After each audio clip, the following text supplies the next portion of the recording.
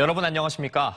정부가 철도 시설물의 건설부터 폐기까지 체계적으로 관리하겠다며 190억 가까운 막대한 예산을 들인 철도 이력 관리 시스템이 제대로 사용 못한 채 방치되고 있습니다.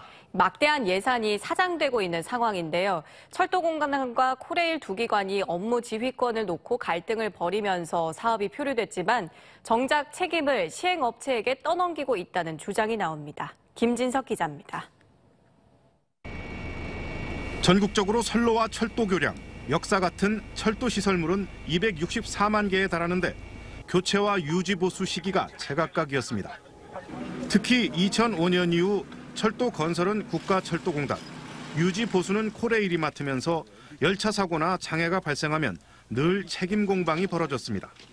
이러한 문제 해결을 위해 지난 2018년 철도의 건설과 시설물 유지 관리에 관한 법률이 개정돼 철도 시설물 관리자는 이력 관리 정보 시스템을 구축하도록 했습니다.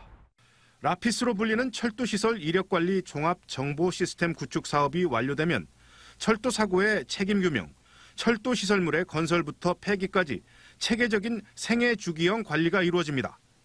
2018년 4월 대전 선화동의 한 빌딩에 시행처인 국가철도공단이 라피스 사업단을 구성하고 사업을 본격 시작했습니다. 공단 직원 26명과 라피스를 수주한 수행사 직원 등 40여 명이 2020년 12월 준공을 목표로 사업을 시작했습니다. 하지만 189억 원에 달하는 국토교통부의 예산을 투입하고도 18개월이 지난 현재까지 사업은 언제 끝날지 알 수 없습니다. 공단 측은 감리 과정에서 586건의 품질 결함이 무더기로 발견됐고 이에 따른 설계 변경 등으로 사업 준공이 지연됐다는 겁니다.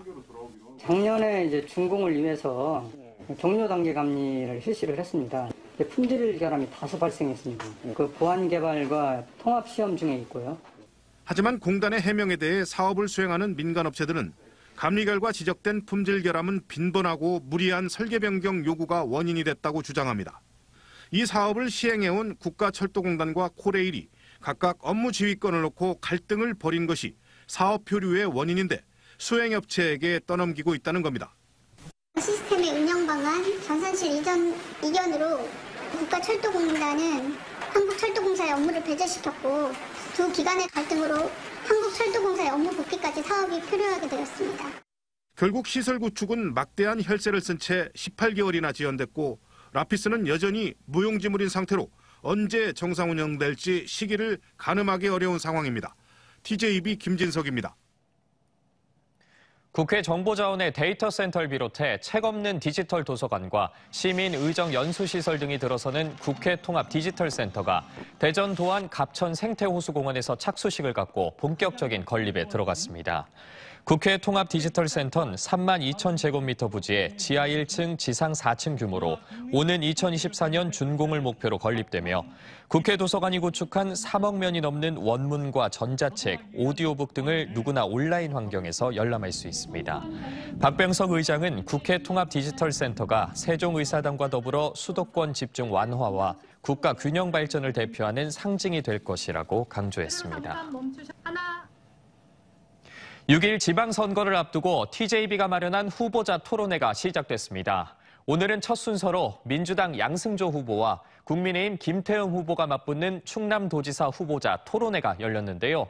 두 후보는 저마다 자신이 충남도정을 이끌 적임자임을 강조하며 팽팽한 공방전을 벌였습니다. 노동현 기자의 보도입니다. 두 후보 간의 토론은 시종일관 팽팽한 긴장감이 감돌았습니다. 민주당 양승조 후보는 4년의 도정 성과를 강조하며 재선 필요성을 강조했고 국민의힘 김태흠 후보는 무능한 민주당 실정에 대한 심판을 호소했습니다. 누가 더 충남도를 발전시키는가 이런 점들이 선택의 기준이 돼야 됩니다. 겉짓말 막말이 아니라 지난 4년의 도정과 성과를 바탕으로 해서 미래 100년을 잘 준비하겠습니다. 더 이상 이웃집 아저씨 같은 리더십으로는 충남 발전을 이끌어낼 수 없습니다. 강력한 추진력과 결과물을 만들어낼 수 있는 리더십이 필요합니다. 성비위 문제로 민주당에서 제명된 박완주 의원 사태를 의식한 듯 김 후보는 안희정 전 지사 성폭행 사건을 개인의 일탈이라고 했던 양 후보의 과거 발언을 꼬집으며 공세 수위를 높였고 양 후보는 의도하지 않았지만 2차 가해가 됐다면 사과한다며 몸을 낮추었습니다. 양 후보님 발언이 이 피해자에게 큰 상처를 주는 2차 가해가 됐다는 지적에 대해서는 어떻게 생각하십니까? 만약에 그분의 2차 가해가 전혀 의도하지 않았지만 있었다면 그거는 머리 숙여 네, 제가 100배 사죄하는 일이다. 혁신도시 활성화에 대해 양승조 후보는 지역에 부합하는 공공기관 이전 유치를 주장한 반면 김태흠 후보는 마중물 역할을 할 대형 기관을 먼저 유치해야 한다고 맞섰습니다. 우리 지역 산업에 부합하는 환경에너지기능군, R&D 기능군, 문화체육기능군을 유치할 수 있도록 최선을 다하겠습니다. 큰 기관을 2개가 됐든 3개가 됐든 먼저 우리한테 주고 난 다음에 나머지 가지고 모든 혁신도시가 같이 공히 경쟁해야 된다. 상대 공약을 검증하는 과정에서도 설전이 벌어졌습니다.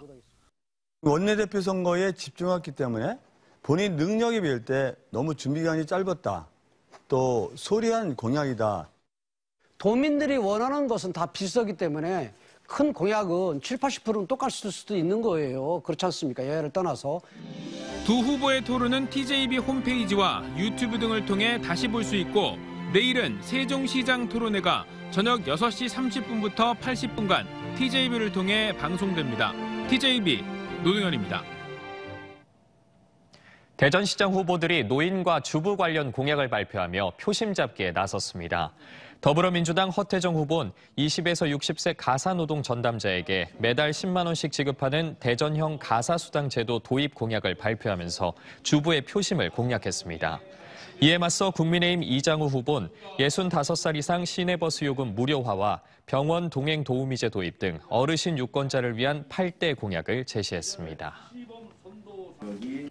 오는 6월 1일 치러지는 제8회 전국 동시지방선거에서 대전 지역 기초의원 선거구 4곳과 충남 기초의원 선거구 6곳이 무투표 당선됐습니다.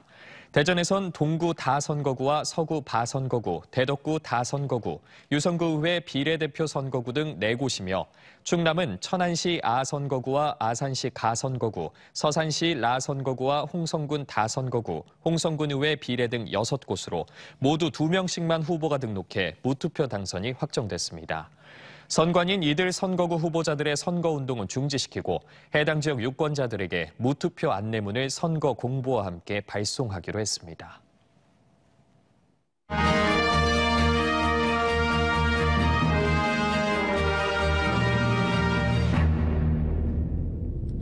(6일) 지방선거를 앞두고 진짜 격전지를 돌아보는 기획보도입니다.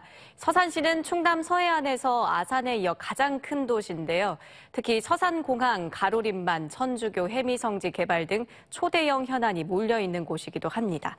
역대 선거마다 여야 후보 사이에 아주 치열한 대결이 펼쳐졌는데 이번에는 전현직 2명의 시장이 맞붙었습니다. 강진원 기자입니다. 충남 서해의 관문으로 꼽히는 서산시. 내륙의 농촌 지역과 해안가 어촌, 대산읍 석유화학공단이 어우러지면서 선거마다 표심은들 복잡한 양상을 보여왔습니다. 또 서산공항건설과 천주교 해미국제성지, 가로림만 국가해양정원 조성 등 충남의 덩치 큰 현안이 주로 몰린 곳으로 여야 후보 모두 현안 완성에 적임자라며 선거운동에 나서고 있습니다. 이번 시장 선거는 국민의힘 이완섭, 더불어민주당 맹정호 두 전현직 시장의 맞대결로 치러집니다. 민주당 맹정호 후보는 교육 문화에 대한 투자로 서산을 품격 있는 도시로 만들겠다고 나섰습니다. 서산의 상징이 될 중앙도서관을 비롯해 장애인 복지관, 체육관을 건립하고 청년 희망카드 도입, 소상공인 경영 환경 개선, 도시망공교통 실증단지 등도 공약했습니다. 시민들이 가까이서 책을 접하고 다양한 문화활동을 즐길 수 있는 복합문화 공간으로서의 중앙도서관을 건립할 예정입니다. 이 도서관은 서산시를 대표하는 랜드마크가 될 것으로 저는 믿고 있습니다. 이완섭 후보는 교통과 관광 인프라를 구축해 서산의 내일을 견인하겠다는 각오입니다. 충남 최초로 국제 크루즈선을 유치하고 중국 여객선을 운항하는 한편 컨벤션 센터 건립, 산업단지 조성, 공공산후조리원 운영 등을 약속했습니다. 국제 여객선 취항도 이끌어내고 또 국제 크루즈선도 유치를 해서 서산 지역을 넘어서 충청 전체의 관광 활성화와 지역 발전을 견인하는 그런 일에 매진할까 생각을 합니다. 이번 선거에서는 공약 대결과 함께 산업 폐기물 처리장 조성 갈등과 보령 태안 바닷길 개통에 따른 관광 여건 악화 등에 대해 어떻게 해법을 제시하느냐가 표심을 좌우하는 또 하나의 포인트가 될 전망입니다. 와신상담 탈원을 내치는 이완섭 후보와 수성을 다짐하는 맹정우 후보의 재대결은 한치 앞을 볼 수 없는 치열한 접전이 될 걸로 전망됩니다. TJB 강진원입니다. 오늘 오전 7시 10분쯤 대전 동구 용운터널 안에서 역주행하는 차량을 보고 속도를 줄이던 승용차 석 대가 잇따라 추돌해 운전자 3명이 다쳤습니다. 다친 운전자들은 병원으로 옮겨졌으며 생명에는 지장이 없는 것으로 전해졌습니다. 경찰은 역주행을 한 60대 운전자가 초행길의 일방향 터널에 잘못 진입해 사고가 난 것으로 보고 정확한 사고 경위를 조사 중입니다. 화학제품 제조업체인 삼주 당진 공장에서 70대 하청업체 노동자가 숨져 고용노동부가 조사에 나섰습니다. 그제 오전 11시 13분쯤 당진시 송산면 삼주 당진 공장에서 78살 A씨가 제품을 싣기 위해 탱크로리 위에서 작업하다 2.5m 아래로 떨어져 병원으로 옮겨졌지만 결국 숨졌습니다. 노동당국은 사업장에 작업 중지 조치를 내리고 정확한 사고 원인을 파악하는 한편 산업안전보건법 위반 여부를 조사 중입니다. 논산시 교통약자 이동지원센터 내에서 벌어진 센터장의 직장 내 괴롭힘과 보복으로 고통받고 있다는 피해 직원의 호소를 저희 TJB에서 전해드렸는데요. 논산시가 결국 센터장의 교체를 통보하면서 대응에 나섰습니다. 노동인권단체들은 이에 더해 직장 내 괴롭힘이 재발되지 않도록 제도적인 규범을 마련해야 한다고 지적합니다. 이수복 기자입니다. 택시기사에게 가축 사육장을 짓게 하는 등 직장 내 괴롭힘을 일삼던 논산시 교통약자이동지원센터 센터장 A씨. 언론 취재에 응한 피해 직원을 명예훼손으로 고소하는 등 보복 행위를 벌이기도 했습니다. TJB의 연속 보도 이후 논란이 커지자 결국 논산시가 칼을 빼들었습니다. 위탁사업자인 지체장애인협회 논산지회에 센터장을 교체하고 지체장애인협회 지회장으로 있는 센터장과 피해 직원 간 분리를 위해 센터 사무실 위치를 이전하라고 통보한 겁니다. 센터장이 자꾸 갑질을 한다는 그 의혹이 있기 때문에 취하해서 그 사람 사퇴시켜서 지체장애인협회 논산지회와 센터장 측은 부당한 처사라며 반발하고 있는 가운데 위탁계약상 2달 이내로 논산시의 시정 요구를 해결해야 하는 상황이 됐습니다. 논산시는 센터장 교체와 사무실 이전 등 시정 요구가 제대로 이행되지 않을 경우 위탁계약 해지와 함께 직영 운영으로의 전환도 고려할 예정입니다. 노동인권단체는 이 같은 결정을 환영한다는 입장입니다. 하지만 피해 직원에 대한 2차, 3차 가해 방지책과 직장 내 괴롭힘을 근절할 만한 제도적인 대책이 없다고 지적했습니다.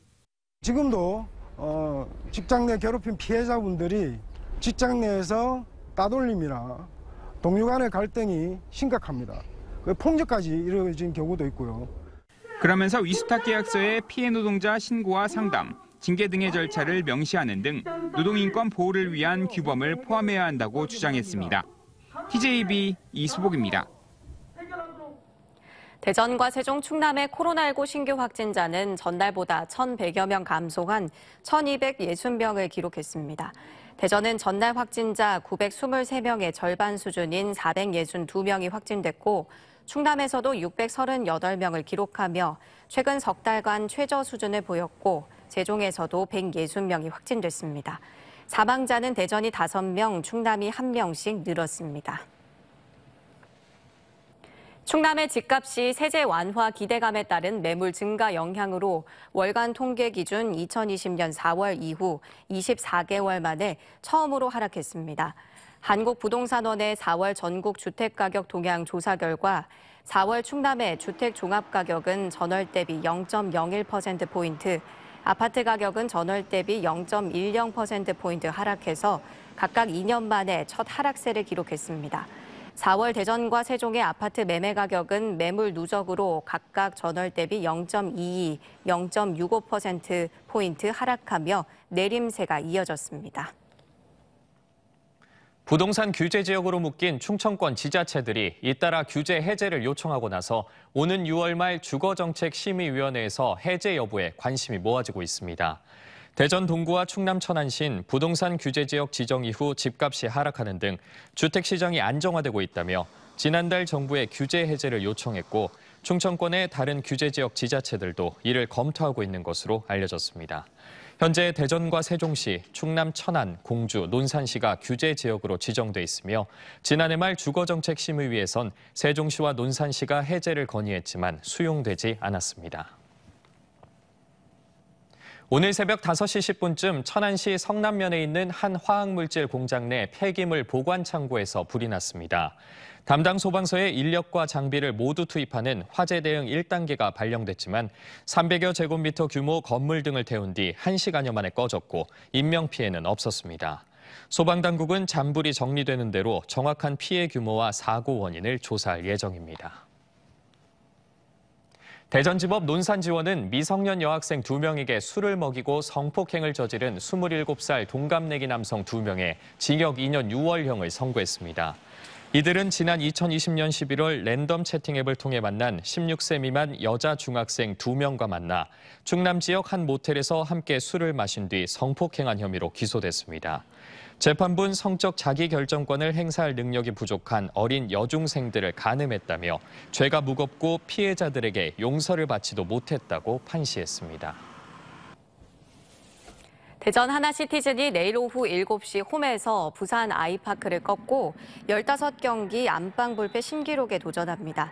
리그 3위를 달리며 이번 시즌 승격을 돌리는 대전 하나시티즌은 지난 9일 대전 월드컵 경기장에서 김포FC와 비기면서 구단 통산 최다인 14경기 무패 기록과 타이를 이루고 있습니다. 지난해 세종시의 초미세먼지가 지난 2016년 관측을 시작한 뒤 가장 낮은 세제곱미터당 18 마이크로그램을 기록했습니다. 세종시에 따르면 지난해 초미세먼지 농도는 지난 2016년 세제곱미터당 23 마이크로그램에 비해 21.7%가 감소했으며 특히 대기질이 가장 나빴던 2019년 세제곱미터당 26 마이크로그램과 비교하면 무려 30.8%가 낮아졌습니다. 또 세종 지역의 초미세먼지 농도는 2019년엔 전국 평균보다 13% 높았지만 격차가 계속 줄면서 지난해는 전국 평균과 같은 수치를 기록했습니다.